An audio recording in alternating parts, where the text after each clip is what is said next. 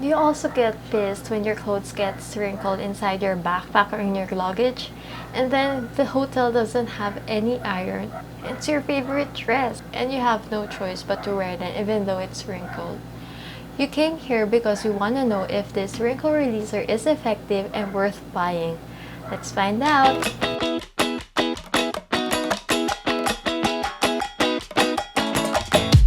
I watched a YouTuber and she recommended a wrinkle releaser as her travel tip when it comes to wrinkled clothes.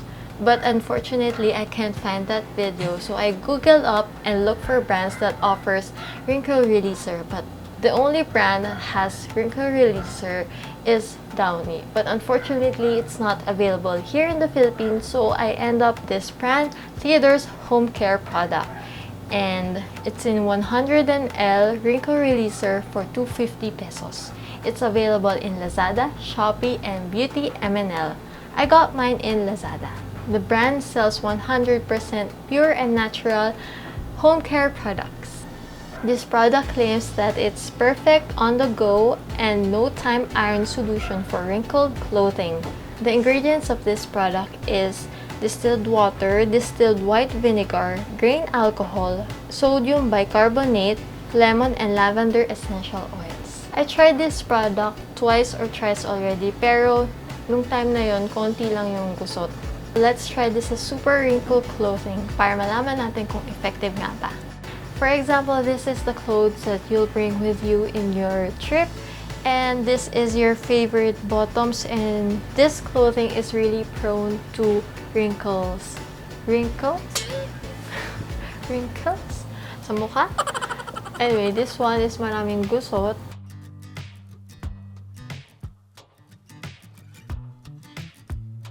All you have to do is spray your garment lightly on wrinkled areas. It should be damp, not wet. Release wrinkles from clothing by smoothing and tugging fabrics with hands. Hang garment to dry.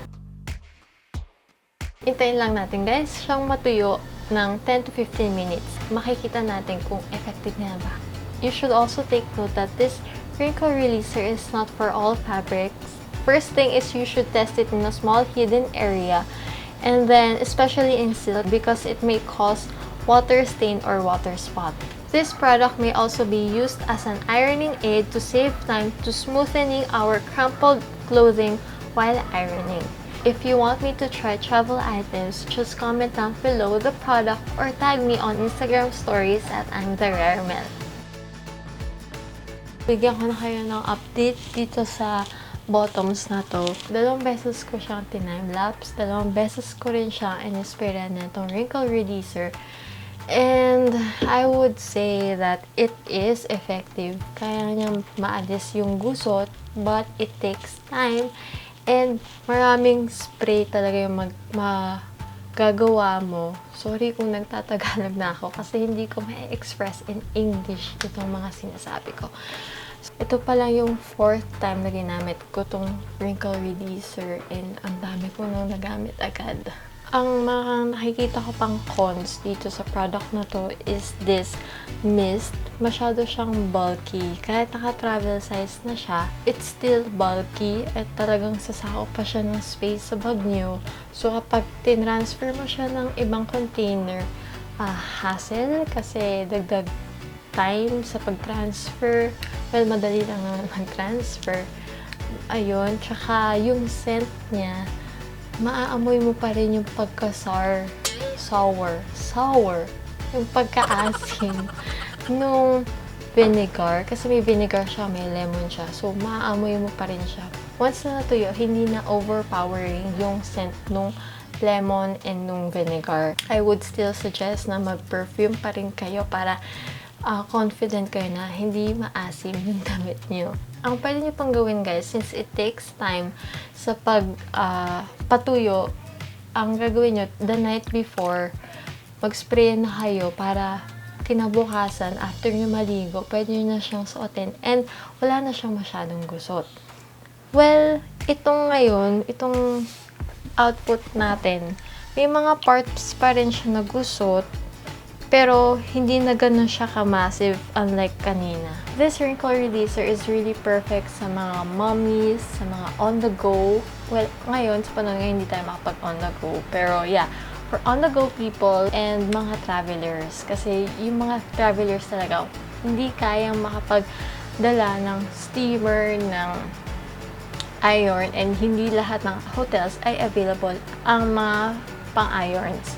And pwede rin to sa mga online sellers like me na tamad mamlansya. By the way guys, visit my shop sa Shopee, Like It, Wear It ang pangalan. For 250 pesos, would I repurchase it again? Yes, I would kapag mag-out of the country ako or out of town wherein alam ko na walang planchahan. Kasi dun talaga, syempre, yung outfit mo sayang kapag hindi mo naman nasuot. So, this will be a lifesaver sa mga ganong scenario. And ilalagay ko siya sa ibang container para hindi siya mag-take up ng space sa bag ko. If you guys are interested to more travel guides and product reviews, here are some of my videos that you might be interested to watch. And I will see you on my next video. Bye!